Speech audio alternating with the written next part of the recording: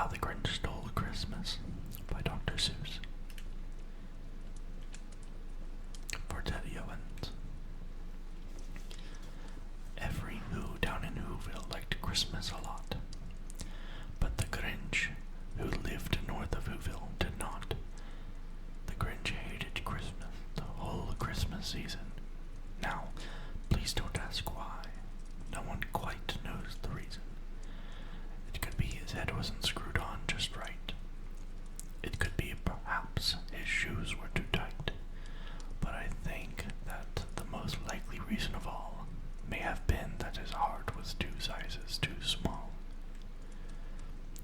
But, whatever the reason, his heart or his shoes, he stood there on Christmas Eve, eating the Who's, staring down from his cave with a sour, grinchy frown at the warm-lighted windows below in their town.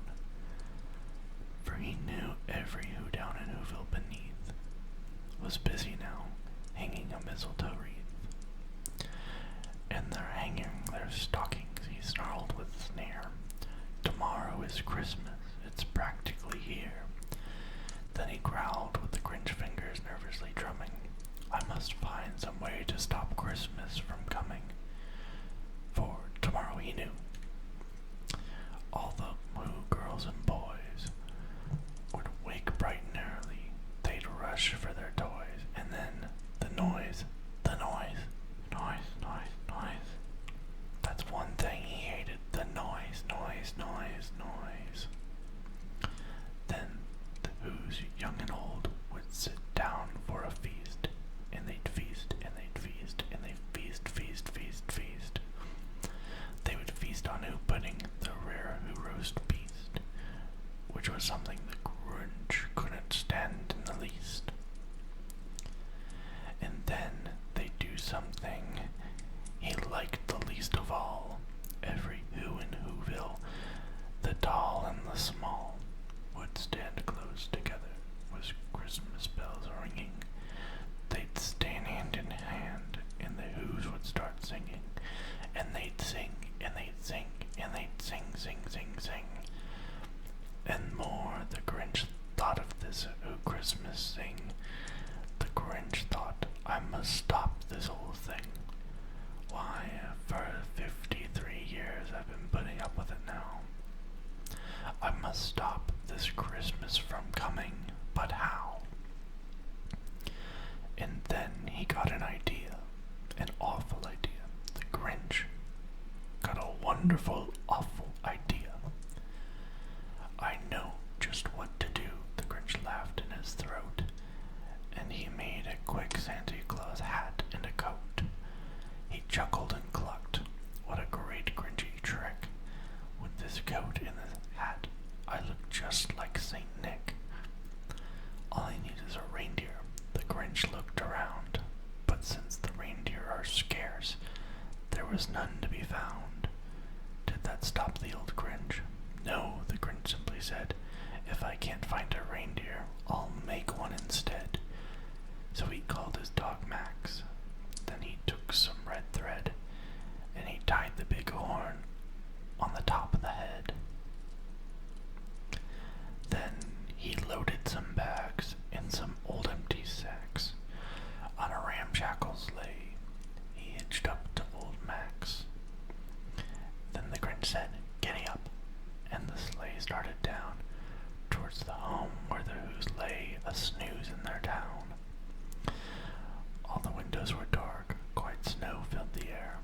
All the Who's were drumming sweet dreams without care. When he came to his first little house on the square, this is stop number 1, the old Grinchy Claus hissed, and he climbed to the roof, empty bags in his fist. He slid down the chimney a rather tight pinch, but if Santa could do it, then so could the Grinch. He got stuck only once for a moment or two. He then stuck his head out of the fireplace flue. There, the little Who stockings all hung in a row. These stockings, he grinned, are the first thing to go. a smile most unpleasant around the whole room, and he took every present. Pop guns and bicycles, roller skates, drums, checkerboards, tricycles, popcorn and plums. He stuffed them into bags. Then the Grinch very nimbly stuffed all the bags up one by one up the chimney. Then he slunk to the icebox. He took the Who's feast. He took the Who pudding, and he took the roast beast. He cleaned out the icebox as quick as a flash. Why, the Grinch even took their last can of Who hash. Then he stuffed all the food up the chimney with glee, and then grinned the Grinch, I will stuff up the tree. The Grinch grabbed the tree and started to shove, when then he heard a small sound like a coo of a dove. He turned around fast, and he saw a small Who, little Cindy Lou who was not more than 2. The Grinch had been caught by his tiny Who daughter. Who got out of bed to get a cup of cold water. She stared at the Grinch and said, Santa Claus, why? Why are you taking our Christmas tree? Why? But you know, the old Grinch was smart and so slick. He thought of a lie, and he thought of it quick. Why, my sweet little tot?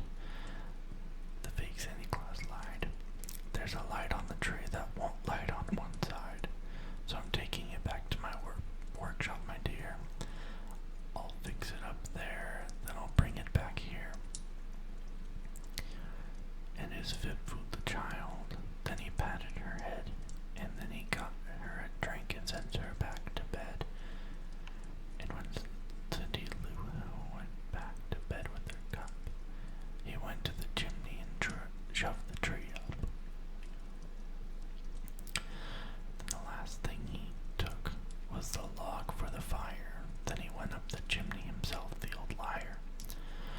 On the walls he left nothing but hooks and some wire, and one speck of food that he left in the house was the crumb that was even too small for a mouse. Then he did the same thing to the other Who's houses, leaving crumbs too small for the other Who's mouses.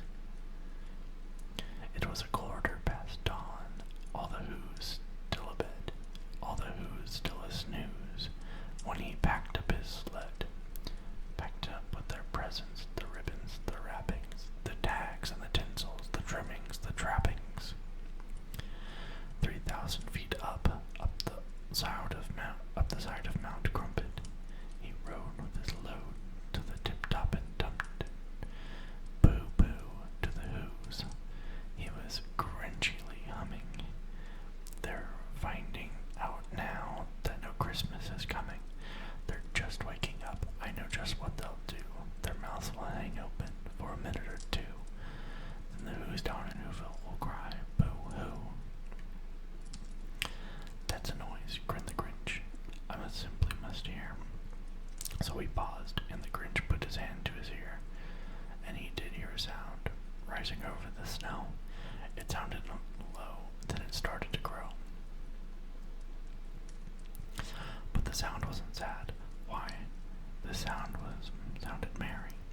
It couldn't be so, but it was merry, very. He stared down at Whoville.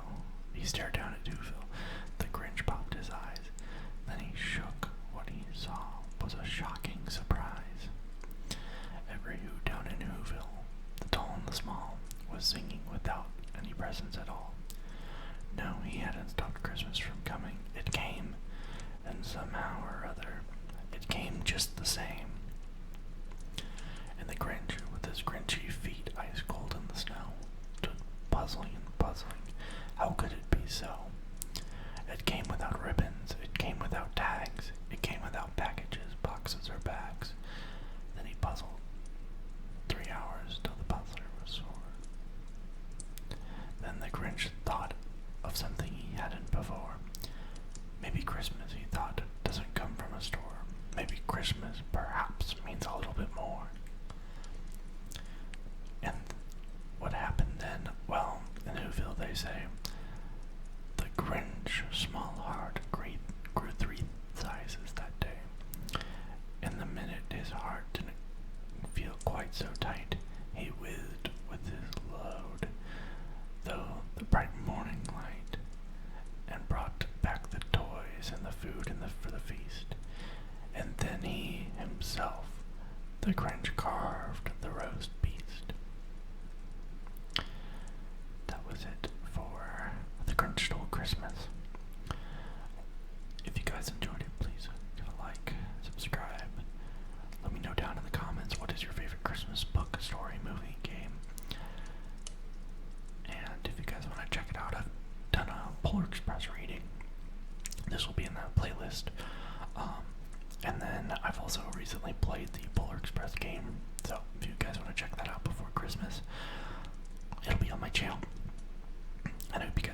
rest of your night.